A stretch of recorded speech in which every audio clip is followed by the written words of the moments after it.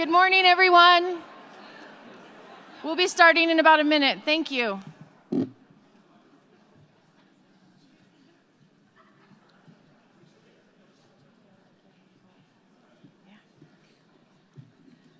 Good morning and welcome to everybody, school district staff as well as our community partners. My name is Per Trudell and I'm from Teton County School District. And I am happy to see all of these faces here to hear Dan this morning, so thank you. Good morning. I'm Carrie Kirkpatrick. I work with Raising Girls, a program of GAP. On behalf of our organizations and other partners, including Teton County Library, St. John's Hospital, we welcome you here today to learn with Dan Siegel, a leading neuropsychiatrist and a pioneer in the field called interpersonal neurobiology. Dr. Siegel is the father of 2 young adults and lives with his wife in Santa Monica. He attended Harvard Medical School and is an internationally renowned speaker and author.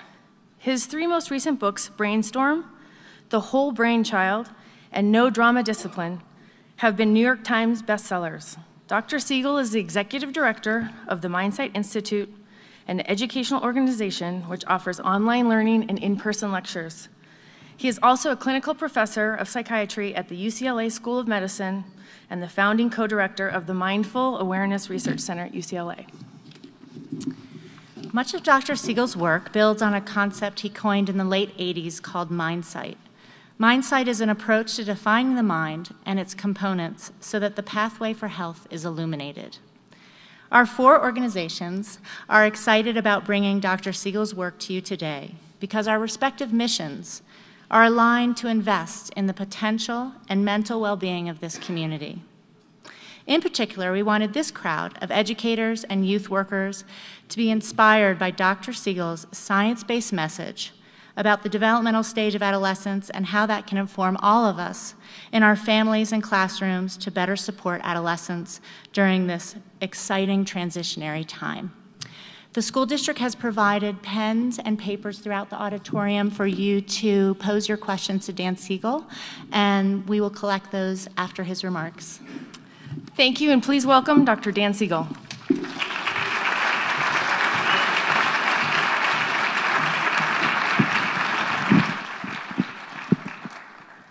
Thank you so much for the introductions.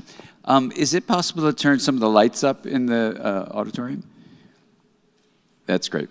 So today we have about, let's see, 50 minutes, if I have it right, or so.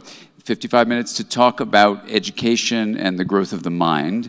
And we're going to do this by looking deeply at the process of teaching. So I just want to start by saying that, how many of you are teachers in the room? Let's see. So it's the vast majority of us are teachers, and I just want to say that the work that you're doing is so important for the growth of the individual, but also for the future of our world, because as you know, the kids that you are helping develop will be shaped by you. Your connection with them, not just the information you give them, but your relationship with them actually will go with them for the rest of their lives. I've had the opportunity to talk to adults who are doing various things and say, you know, what was the big thing about your childhood that affected you? And most of them talk about a particular teacher or a couple of teachers that really affected their development. So I just want to pause and give you a huge thank you for the planet, for the work you're doing that is often underappreciated in our society. And let's give ourselves an applause for what you're doing.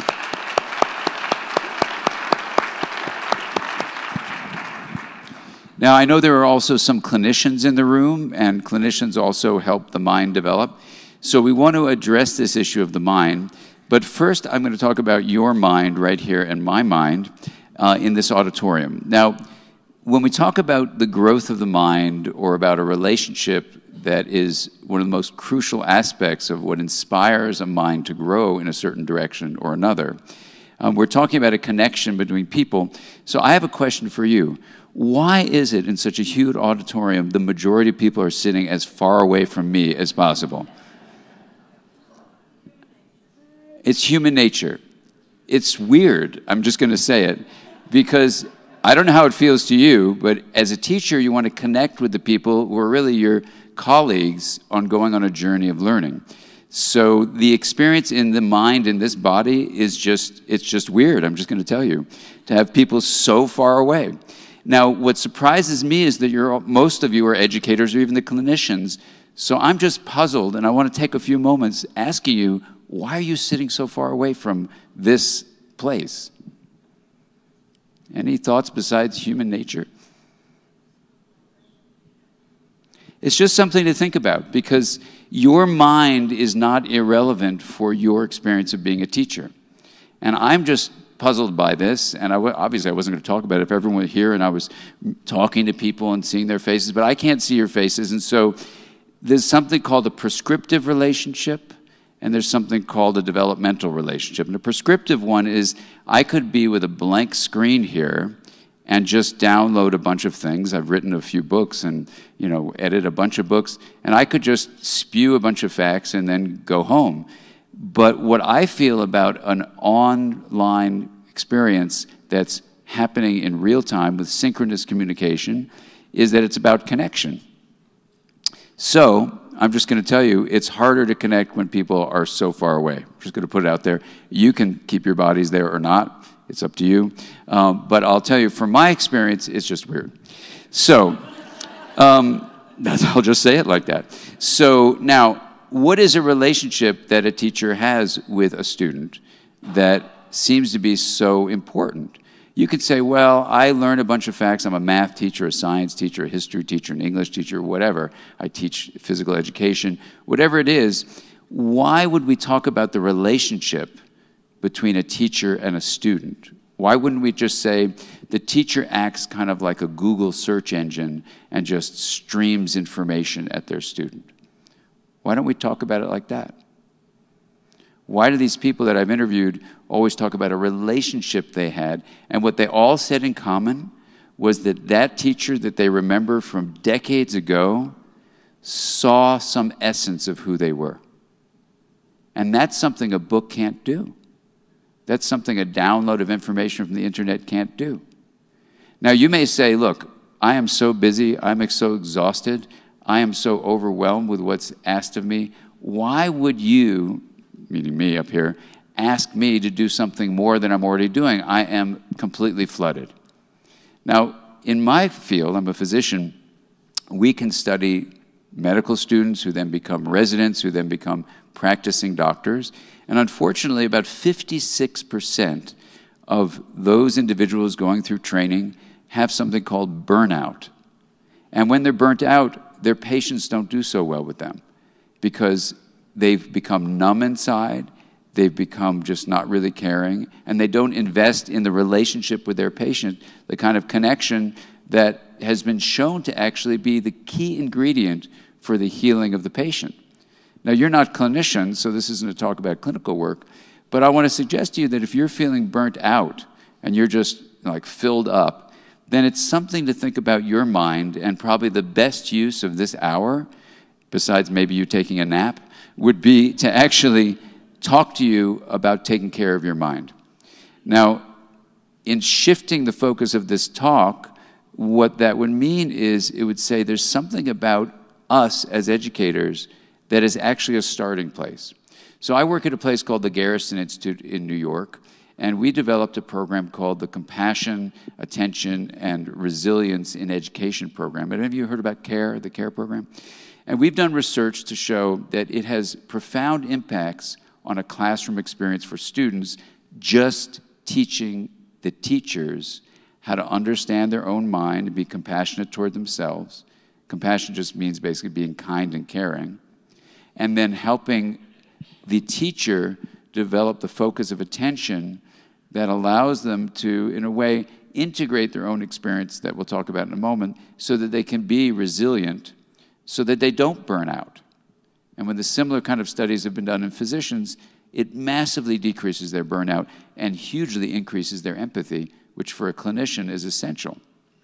For a teacher, learning these skills, what we were able to show, even if you never teach them directly to the student, makes the student's experience much better. They're happier in classrooms, they want to go to the classroom, and they learn more, and their academic improvement is increased. Just by helping the teacher with her or his own mind. Isn't that amazing? So the CARE program got funded then by the Department of Education. We got millions of dollars because what we showed was that this is the starting place. Your mind as a teacher is not something to neglect. You're not just some kind of robot working on an assembly line that just keeps on putting a rivet into a student's brain. That's not what you are, right? And so this whole issue of you taking care of yourself is not just like a side comment. It's the starting place, because if a teacher is burnt out or a clinician is burnt out, it doesn't matter the facts that you give them. It's actually irrelevant because they don't have something going on, which we're going to talk about now, which is exactly what you want to do for the kids. Because if any of you read the New York Times Magazine article on adolescence that came out just a couple of weeks ago, you know, it showed the level of anxiety now, as well as depression, and the level of suicide for adolescents is higher than it's ever been. We have an epidemic of mental dysfunction, sometimes leading to death in adolescence. And it's a serious, obviously, life and death issue. And this article kind of takes it apart step by step. So if you haven't read the article, I would urge you to go online and read it, because what it tells you is if you're someone working, how many of you work directly with adolescents? Let me just see. Raise your hand. Okay, so it's basically everyone. And so when we're working with adolescents, we need to understand the world that they're living in is filled with all sorts of stuff that is making them not function. The massive distress that goes on also leads, as you probably know, to medical problems. When you have that level of anxiety, the way your brain handles inflammation is really bad, and you start developing autoimmune problems, inflammatory issues where your body starts to attack itself. So it's not just we're saying, oh, these kids should just shape up and feel better. They're having problems with the capacity for resilience that is making them both psychologically and medically ill. This is a serious problem. So no matter what history you're trying to teach them or math skills, if they are so distressed, then there's a problem. So what I'm going to urge you to think about is the same is true with us. We live in a really difficult world, and if we don't take care of our minds first, it's like the airline statement, you know, you put your oxygen mask on first, then you help people around you.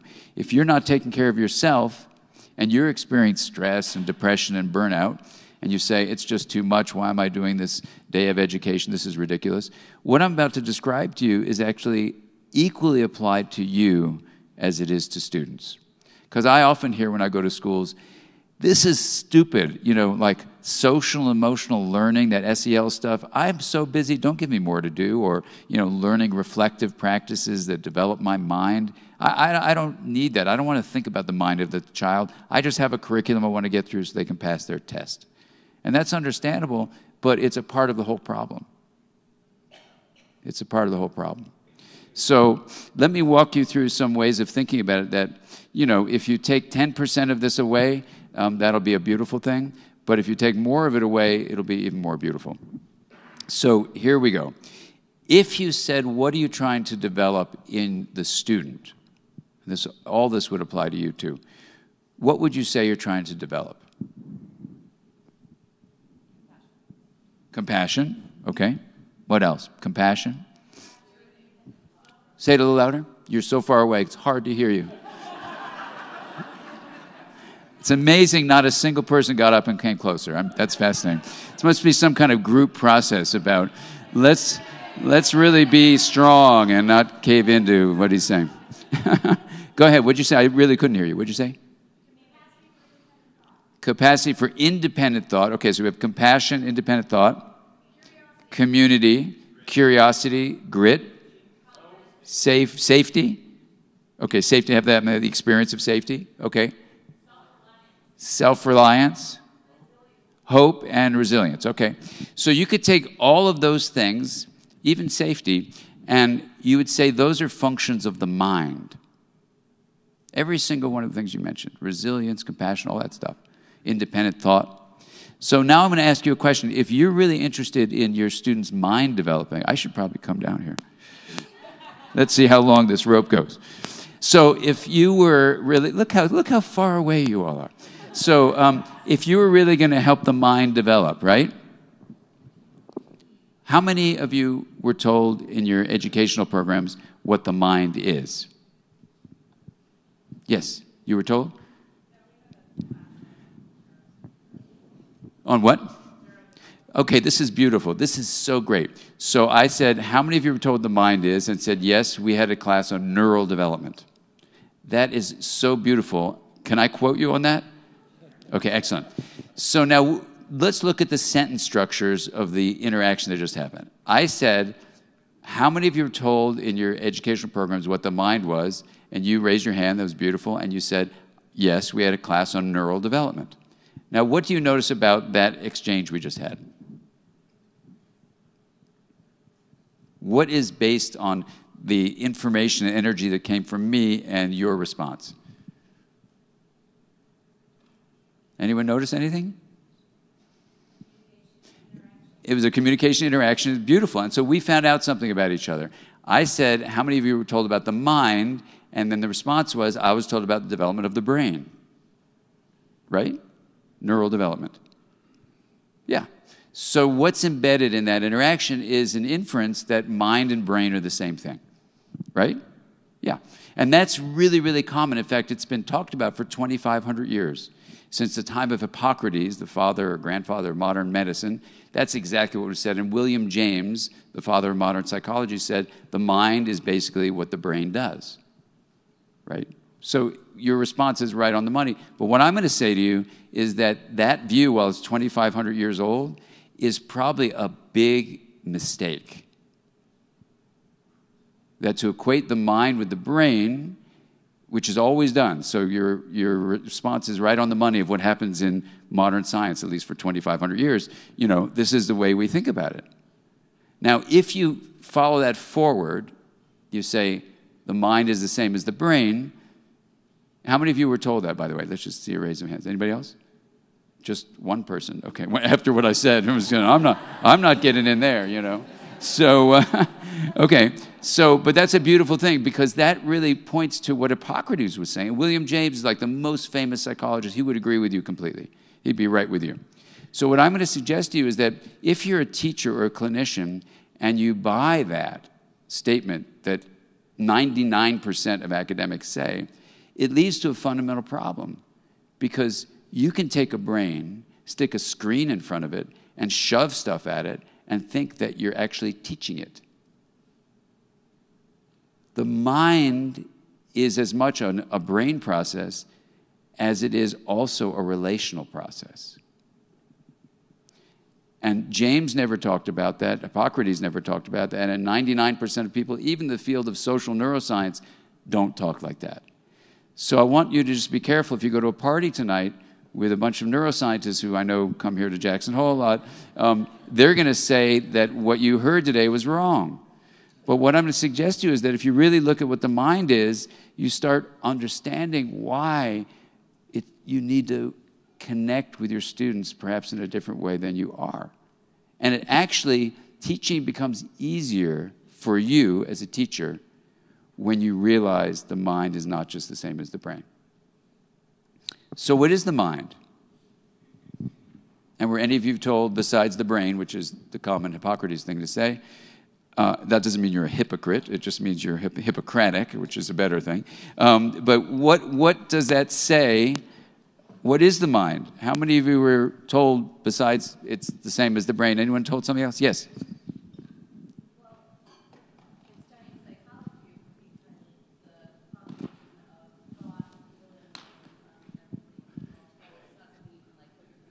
Excellent. So it's the combination of thought and feeling and everything put together in something really hard to put your finger on.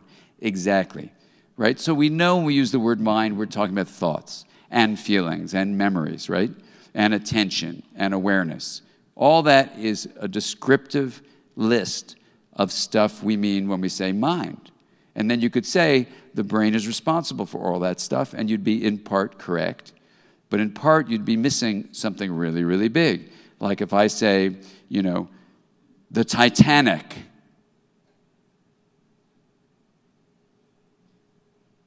What just happened? Did that affect your mind? Did that affect anyone's imagery right just then? Anybody? Or did it affect your thinking? You know, different than if I were to say porcupine, right? It'd be a little different. So there's something happening between us that affects everything you just said, right? Thoughts and feelings and images and memories and awareness and attention. Something happens in the between that affects everything that's described as a mental process. So we need to talk about that. Okay, so here's just a take-home message. The word mind, M-I-N-D, in the field of education, actually, short of saying it's brain activity or the descriptions that you're beautifully talking about, has no definition. In my field, I'm not just an educator, but a mental health professional. We have some mental health professionals in the room. Besides in a class you took from me, how many of you were told what the mind is? I don't mean a description of its processes, but a definition of what it is. Raise your hand. Okay, and that's the average around the world. It's usually about 2%. So 98% of mental health professionals, I've asked 100,000 of them in rooms like this, have never been told what the mind is, and they're mental health professionals. And if you think that's weird, like my wife is an attorney. Can you imagine if I went to dinner with her friends, which I do, when she asks me to, I come, and so what if I went, let's say there were a dozen of her friends, and I said, hey, you guys, you all went to law school? They go, yeah, we went to law school. I said, did anyone ever tell you what a law was? And they go, what? Of course. How can you be a lawyer without being told the laws? But in the field of mental health, the vast majority, 98%, are never told what the mind is, and yet they're supposed to help with a healthy mind. Educators, it's the same percentage. I've asked 19,000 educators, were you ever told what the mind was besides, brain activity? They say no, but they say that's what they're trying to develop, thoughts and feelings, attention, awareness, compassion, everything you said, resilience. So we're in a strange period, and even if you look at academics, there is no field in academics, even my own, psychiatry, even a field called philosophy of mind, even the field psychology has no definition of the mind. And if I didn't carefully review this with a dozen of interns saying, let's find somebody who defines the mind, short of brain activity, I wouldn't even believe myself. But it's just true. So what we're about to do in this whole presentation is just say, you can take care of your own mind once you define what it is. And then you can take care of the student's mind in your classroom once you define what it is in a way that changes everything. It changes everything. So what is this thing called mind? Well, there's a long line of reasoning, and I'm just going to give you some references that you can turn to if you would like to, because this is a very short amount of time. But there is a ton of science behind what I'm about to say, even if science doesn't say it. That is, there's not a discipline of science that says what I'm about to say, but in the field we have, which is called interpersonal neurobiology, we combine all the fields of science together into one framework. So that's what we do. It's different from a field called social neuroscience, because that's just a branch of neuroscience. We say, if there is a reality in life, like an elephant, and the different academic disciplines study the different parts of the elephant, like the old Indian fable, is there a way to bring everybody's point of view together and come up with a perspective that sees the whole elephant? And this will be useful for educators, it will be useful for parents, it will be useful for clinicians, it's useful for people in government, it's useful for everybody because it says, here's the reality. So what are the fields we talk about? We talk about math, physics, chemistry, biology, including psychiatry and neuroscience, and medicine, psychology, linguistics, sociology, and anthropology, and everything else in between. And then we combine all those fields together into what E.O. Wilson would call a consilient approach, and we say, look, if a dozen fields are pointing in this direction, then maybe there's some validity to it. So that's what we do. So just so you know where it is, there are 60 textbooks you could read if you want to in a field I edit called the Norton series on interpersonal neurobiology. We have another series directly devoted to educators that's being developed by Lou Casalino and Helen Imordino Yang at USC. And so we have even more books coming out. So if you want to read the backup of what I'm about to say to you just as take-home messages, can we put the lights up? It's available to you if you like to read. So I'm just going to give you the take-home points.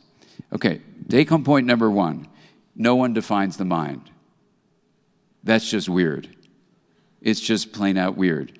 An educator is developing the mind of the student, and yet no one says what that is. I'm telling you, that's just weird.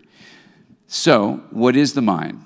Well, no one says it, so how can you say? Well, when you do the exercise of Titanic versus porcupine, you can see that there's something in a relationship that's affecting mental processes. If we put you in a scanner, I could show you that when I say Titanic, and I don't know why the lights keep on going off, but if there's any way to keep them up, that would be great.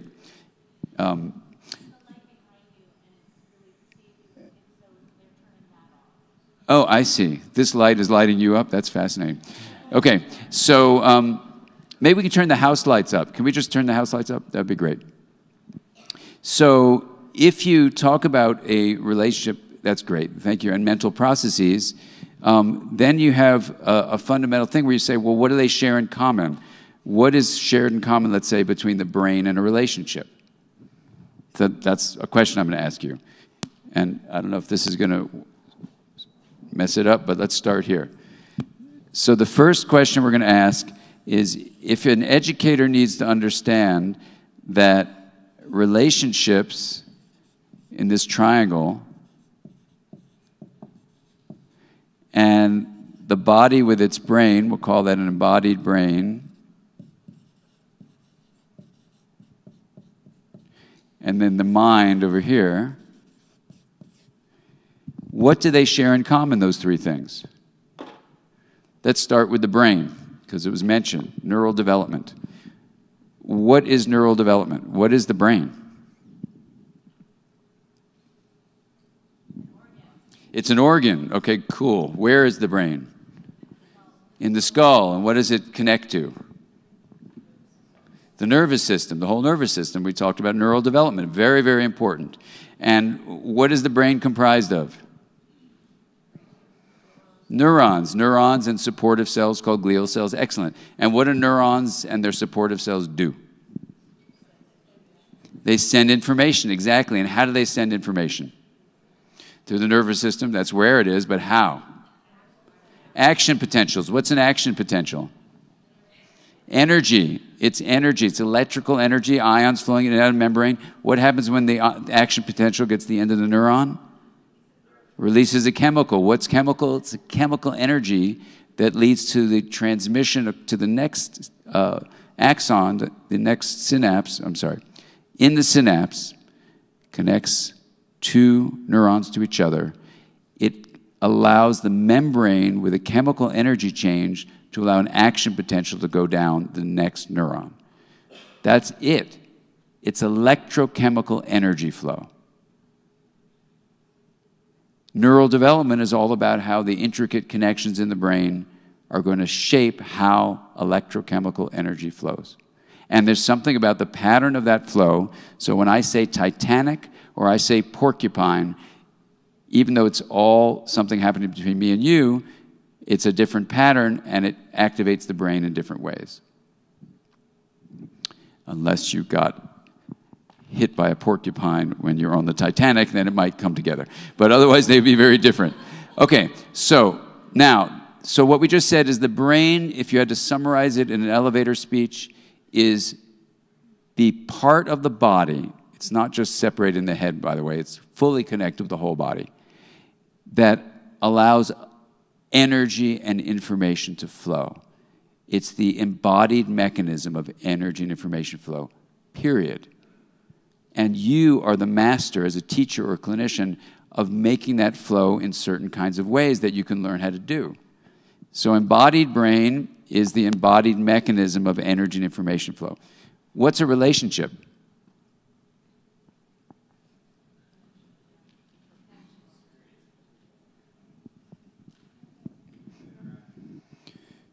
An interaction, excellent. And what's the interaction made of? Individuals, good, like you and me right now, excellent. And what's happening that's making our relationship happen?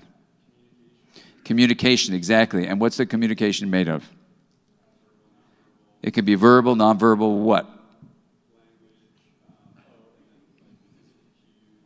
Cues, exactly. So what would happen if you and I are talking and I go like this?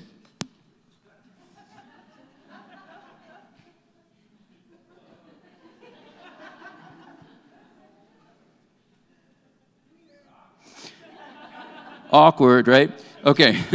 So, or what happens if we go like this, just to make it a little less awkward? If I go like this.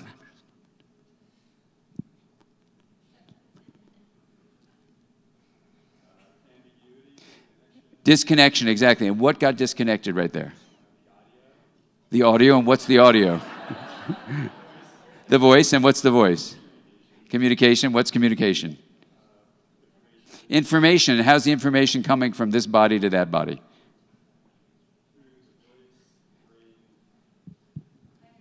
Energy, exactly. All information is carried on energy flow. Okay? Information and energy go together. Some physicists believe the universe is comprised of information and energy arises from it. Other physicists say the universe is comprised of energy and information arises from that. If you want to have a conciliant approach to all the physicists, you use the phrase energy and information, and you don't worry about which one comes first because they're always coupled. Not always. You can have energy without information. But energy and information change over time, and we call that flow. A relationship is the sharing of energy and information flow, period. Any relationship we have. A relationship you have with your lover, a relationship you have with your kids, a relationship you have with your parents, a relationship you have with your students, a relationship you have with your clients, your patients, a relationship we have with each other right now. You know, I always wonder, why do people come to something like this instead of staying at home reading a book? I mean, I've written, you know, a bunch of books. You could be at the fire with your dog. I saw, what was his name, Yami this morning? Yaman, he's so cute, or she. You know, and, you know, you could just be there with your dog. Why are you here? Why do you even bother going to work? I mean, you know, why would a student go to classroom? They could just be at home being online and get a lot more access to information that way because of a relationship, right? This experience, people are saying, yeah, why didn't I stay home? This is really stupid. This is really stupid. That's because you're sitting way in the back. So the people up here don't feel that way. So no, seriously, this idea of a relationship being the sharing of energy and information flow is crucial. So what have we just said? We've said the brain is the embodied mechanism. We've said that relationships are the sharing. Okay, so we have this so far as a triangle of energy and information flow. Flow just means change. So what's the mind? Now, we have a 36-hour training program where one of the assignments is to spend a week thinking about that question. So I'm not going to spend too much time on it, but it's not an easy answer. Obviously, no one has come up with an answer to that in all the fields of academia or all the practicing fields. You know, even in philosophy of mind, you're told never define the mind. It's not that they didn't bother to. They say don't. So what I'm about to say to you is a violation of philosophical principles, but as a mental health professional, to me, it doesn't make any sense not to do it. What is the system of relationships and the brain? They're both important to the mind. So I hope I didn't make you feel too bad about neural development, but the idea of the brain is essential to understanding the mind, and I don't mean to minimize it, but it's not the whole story of the mind. If relationships are the sharing and the brain is the embodied mechanism that's shaped by neural development, that's also shaped by relationships, what is this system? Well, this is a long question, but the answer, or one answer to it anyway, is the system that we're seeing on that triangle has everything to do with what you do in the classroom. Everything. It has everything to do with what you do as a parent raising a child. It has everything to do with what you do in therapy. And yet no one ever thinks about this. But here's one way to think about it. This system is a system of energy and information flow. When I ask you the question, is energy and information flow constricted or limited or confined to your skull? What's the answer? No. Okay, let's extend that out a little bit more. Is energy and information flow limited by your skin? No. So the system that you are now exploring is a system that is bigger than the brain and broader than the body. What kind of system is that? This would be another week we would spend in the course, but I'll just say this. This system has three qualities. It's an open system, meaning stuff can influence it from outside of what you might say itself is. So it's an open system. It's capable of being chaotic. Anyone ever have a chaotic day? I know I had one the other day. It was quite something. But it's chaos capable. And the third most important principle is called nonlinear. Nonlinear means a small input at one point has a very difficult to predict result. That's all nonlinear means. If you're nonlinear, chaos capable, and open, in mathematics you're called a complex system. And complex systems have something called emergent properties. One of those emergent properties, meaning the interaction of the elements of the system, gives rise to something. So it's a math term. It's not a California feel-good. Let's have emergent properties. No, it's math. It's math. This system is a mathematically determined complex system, and one of the emergent properties is called self-organization. Self-organization is a process that is completely counterintuitive. It makes no sense. Because what it says is, like let's talk about a cloud for a moment. A cloud is an open, chaos-capable, nonlinear system, so it's a complex system. The water molecules and the air molecules interact with each other, and the reason a cloud isn't lined up in a linear fashion, all the molecules just straight in line, or chaotic, which it's not, the reason it creates its gorgeous shapes is because of self-organization. And self-organization is this weird property where it's called recursive. It comes from the interaction of the elements of the system, and then because it's organizing the system, it regulates the interaction of the elements of the system. So, of course, then it is arising from that which it already regulated, which doesn't make any sense, but it's just a fact of our universe. So this is probably why no one talks about it too much. But what I'm going to suggest to you is that this system of relationships and the embodied brain is a complex system, and I think the mind, in addition to a number of things, is an emergent property of this energy and information flow.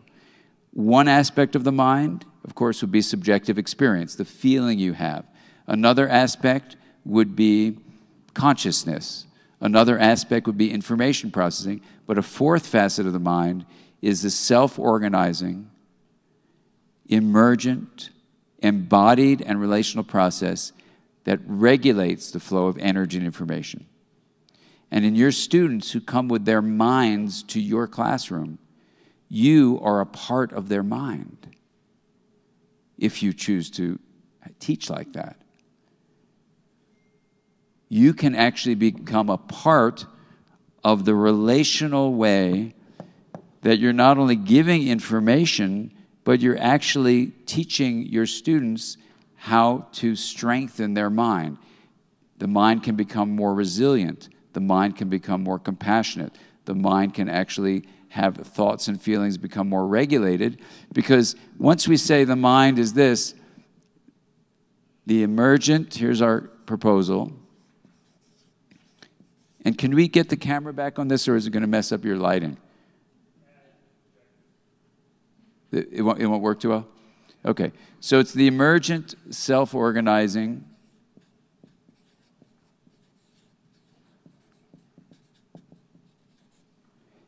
Where is it? It's embodied, so it includes the important brain, but it's also relational.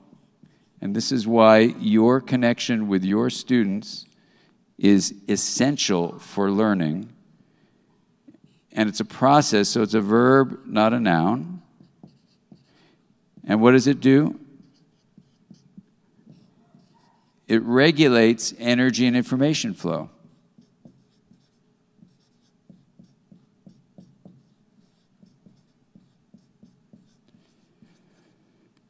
Now, that definition of the mind is how we in interpersonal neurobiology define the mind. And when I first proposed this 25 years ago, I thought there'd be a lot of fun discussions where other definitions would be put against it and we'd come up with something else and throw this away. There isn't any other definition of the mind. So there's been no debate.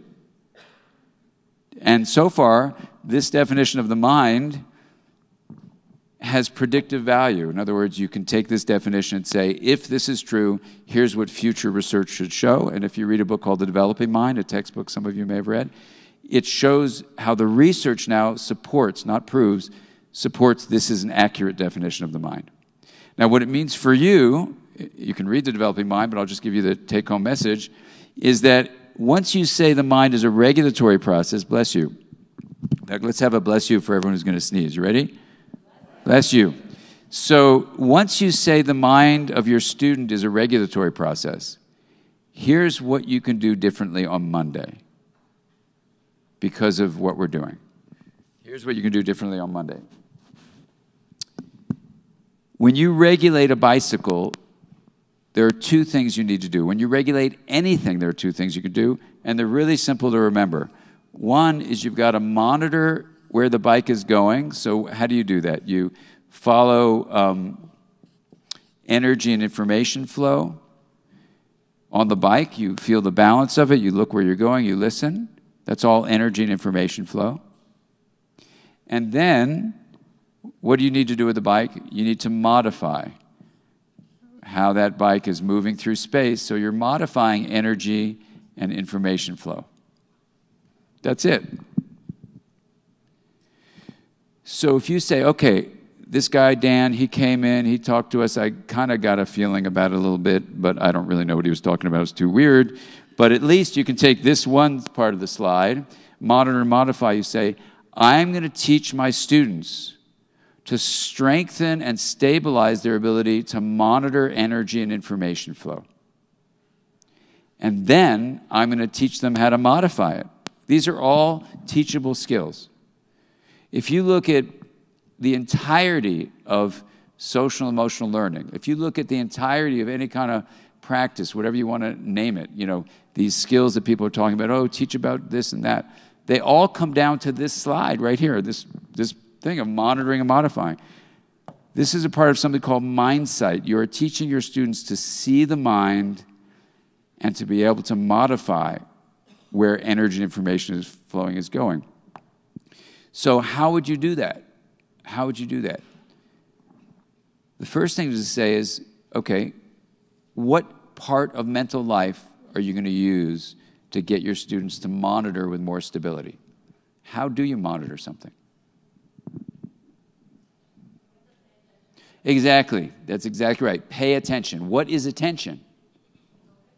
What is focus? You know I'm going to do this. Good. This is the Socratic method, right? What is focus? It's what? Well, you can call it mindfulness. We'll get into mindfulness in a moment. Focus, and what was your first thing you said about it? Attention, right. So attention is that process which directs energy and information flow. That's it. And when I say Titanic, I'm directing your flow to that boat. When I say porcupine, I'm directing your flow. Attention is a mental process. The mind is just as much relational as it is embodied. And so you can use your relationship to get your students not just to focus attention on porcupine or Titanic, but actually to strengthen their ability. One of the terms that was thrown out is mindfulness. What mindfulness basically is it's the ability to strengthen and stabilize a kind of tripod, like that camera right there. You stabilize attention. You can teach this. It is so ridiculously easy to teach. For example, in our center, we thought this was goofy, but we said, let's take people with attention deficit problems and teach them to focus their attention. No one had ever done it. This is in a psychiatry department where a number of our colleagues were getting a lot of money from pharmaceutical industry, pharmaceutical companies, giving them money to show that this was better than that, whatever, making billions of dollars. So, of course, who is going to give anyone money to teach a kid to strengthen attention without paying any money to anybody? I mean, this is the backstory, just so you know, right? We showed you can get better improvements in attention in adults or older adolescents than you get giving them a pill. And when we showed it to our colleagues, they said, oh my God, these are the best improvements in attention we've ever seen. What medication was it? What was the dose? And we said, well, you got to remove the C and add a T. And they go, what? We said it wasn't medication, it was meditation. Because all you're doing all meditation means, by the way, is training the mind. That's all that word means. and let's drop that word, you don't have to use the word because people freak out about it. When you train the mind with, let's call it a reflective skill, when you take your students, you say, I'm not going to just dump a bunch of facts on you. You can get online and learn facts, but I can train your mind. I can help you learn to strengthen your mind. So you can actually teach people to strengthen their attention. Even if you took, let's say, 3 to 5 minutes in the morning and did the following practice, and we can do it, well, no, we're not, well, we could do it. Let's do a 90-second version of this. This is a practice that is found in virtually every culture around this planet. It is not a religious practice. It is a brain training practice that stabilizes attention. And put your stuff down. Let's just do like a bit of it just to show you what I'm talking about monitoring. Okay? It's very, very simple, and this is all we did in our study. And in fact, if you look at Lydia Zlowska's book, The Mindful Prescription for ADHD, you can see exactly what we did. It was just this on steroids, right? Because we had people do it for more than 90 seconds. But it's just the same process. All you're going to do in this practice is I'm connecting with you. We're on this journey together, and I'm inviting you, if you choose, to focus your attention on your breath. That's it. And let's start right now with the sensation of the air at the nostrils. So all I want you to do is sense the breath at your nostrils. It comes in and out.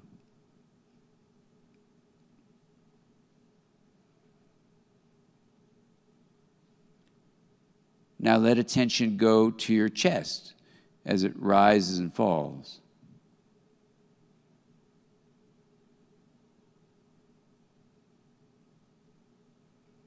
And then let your attention now go to your abdomen as it moves out and in, as the air fills the lungs and escapes the lungs.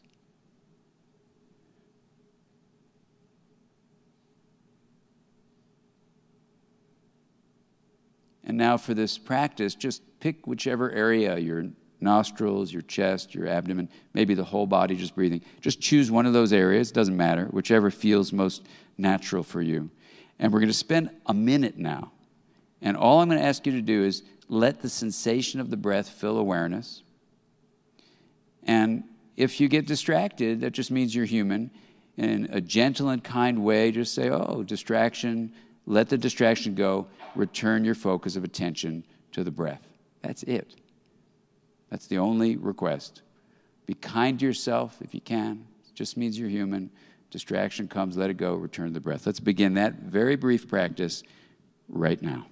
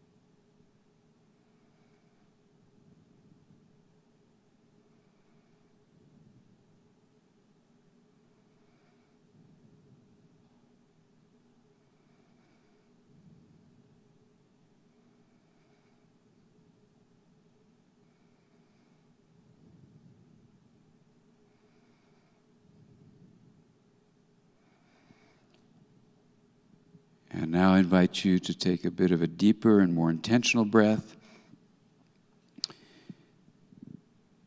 And then if your eyes are closed, you can let them come open. And we'll bring this brief breath awareness practice to a close. Now, maybe someone could say what that felt like briefly. Just show it. How did that feel for you? Calming? It was long and hard, absolutely. It was awesome. Okay, you see how peaceful she looks. What else? Relaxing. Okay. So what that very simple practice does, it doesn't cost anything, doesn't make anybody any money. Every time in our institute, before we have a meeting, we do a 3-minute breath practice. You did just in 60 seconds. That was it. We do a 3-minute practice. It changes the whole way the meeting goes. People get aware. They monitor their inner world. That's called interoception. We have studies by my colleagues at UCLA that show people who can do that, focus on their inner world, have a growth of an area of the brain called the insula, which is associated with increased insight, increased empathy, increased compassion, increased ability to regulate emotions. Resilience comes from these aspects of insight and empathy. Unbelievably simple practice. Blaise Pascal said, if human beings could learn to just sit quietly with themselves for like a minute, we'd have a completely different world. Because everyone is so externally focused, especially with your smartphones, the things going on. No one is taking time, I call it time in, to just be inside without always doing something. And when you look at the circuitry of being, it is the circuitry of well-being. And it begins by you as a teacher teaching your students to monitor energy and information flow. We're just beginning with inside of themselves. They don't get that on their smartphones for the most part. There are some apps now. But they don't get that with all the busyness. They don't get that with trying to read the cues of other people. They start with themselves. You are building literally the insula, the part of the brain that is the internal compass that will direct them for the rest of their lives. We've done studies that show, you have someone with that capacity to monitor and then modify in ways I'm going to describe to you now. They're a whole different person. And for you, what I would suggest is if you go to our website, go to the resources tab, you can do the breath practice yourself. We have it there. But also do the wheel of awareness practice. And that will give you the skills of doing the next part, which you say, okay, well, what I've learned today is that the mind can be defined. And as a regulatory process, I know it's both inner and inter. Who we are is not just inside of our skulls. We are as much relational as we are fully embodied beings. That means that you have a wonderful opportunity that actually can make your job more rewarding. You are not just some, human embodied transmitter of factual information someone can get from the internet. That is not who you are. You may think that's who you are, and that's going to be exhausting. Just like a physician who thinks I'm just here to do some kind of technical transmission. They hate their work. You are here to be involved in this process that is deeply what the mind of your student is. I'll give you just a very brief statement as we talk about modifying. They had physicians say a 30-second empathic comment to a patient with a common cold, and that patient got better a day sooner, and when they tested their blood, their immune response was much more robust than someone who just had a doctor do the technical things of saying, do this and do that. You have that same capacity as a teacher. When you see that your students are individuals and you can learn about them, doesn't mean you have to memorize everything about their lives, but when you connect with them, your job is going to become more meaningful for you, and that relationship will become a developmental relationship rather than a prescriptive relationship where you're just doing something. It doesn't matter what the student does or who the student is. That student will have the experience of feeling felt by you, and you're going to get all this energy from that connection. That doesn't give you more work to do. It makes your work more meaningful for you and for the students. Now, the final thing I just want to say in the last 4 minutes I have is this modifying business. There's a concept called integration. I'll put it right here, which we talked about last night at the meeting, which I think will be available for you if you weren't there last night. But integration is basically the linking of different parts together. And there's a lot of science behind what I'm going to say in just a minute, but the differentiation and then linkage is the basis for everything good in development.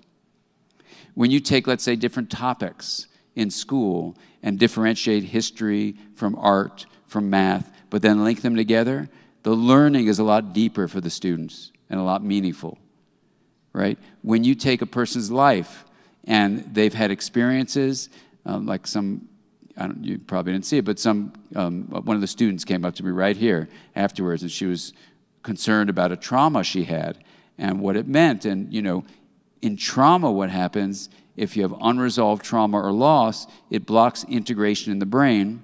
And what I said to her, and she seemed very relieved about it, is she said, you know, I think there's something not right in me because I had this trauma she was telling me about. And I said, this is important, you're recognizing that, because trauma blocks integration, and you can create integration in your life at any age, and you're very young. You know, she was just a teenager, obviously, she was a student. So integration is the basis of not only deep learning, it's the basis of health and well-being. And that's a whole nother topic, but the bottom line is, if you're teaching your students to monitor with more stability, like we just did in that brief breath practice, even if you just started doing that for 3 minutes, it's a reflective practice called a time-in practice. We showed it strengthens the integrative circuits in the brain. So here's the final thing I'm going to say about that. If you say, I want my student to be more resilient, I want my student to be more compassionate, I want my student to regulate their thoughts better, I want my student to regulate their attention better, here's the amazing answer. You have your student develop a more integrated brain. Every aspect, we couldn't find one exception to this, every aspect of regulation that is the basis of these executive functions comes from integration in the brain. When you do a time-in practice, you are actually doing a mind training exercise that integrates the brain. That's what my colleagues have shown. If you say, what does mind training do when it works well? It integrates the brain.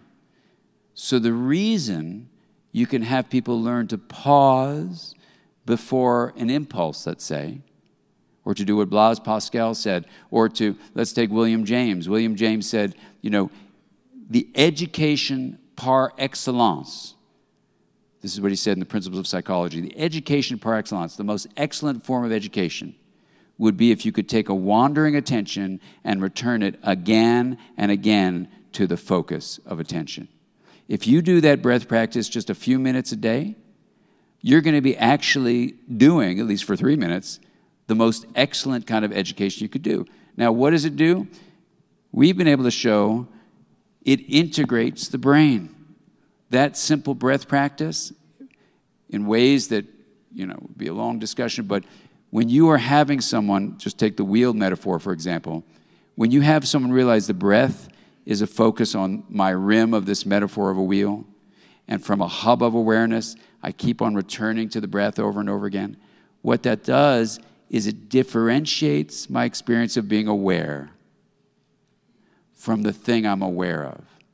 And when you give a student that gift to differentiate awareness from the thing you're aware of, and then link them together, you are giving them the gift of integration.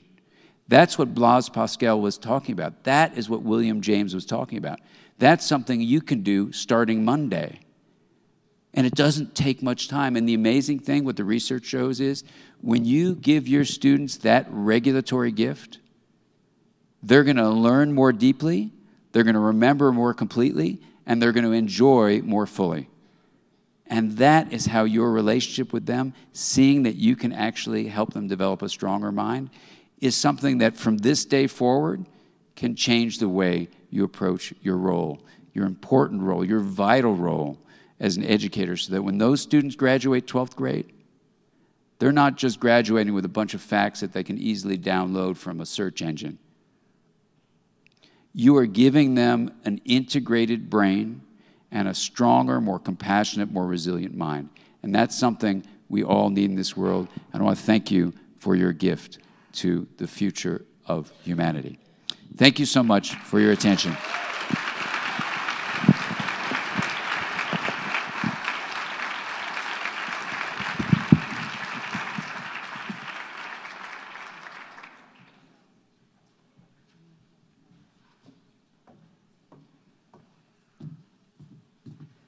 Thank you, Dr. Siegel. I know everyone has to get on to their next meetings for today, so thank you very much for your time. And if some of you have some questions and have a few moments, we'd be happy to collect them and try to get some answers to you and maybe have a few moments to follow up. So thank you.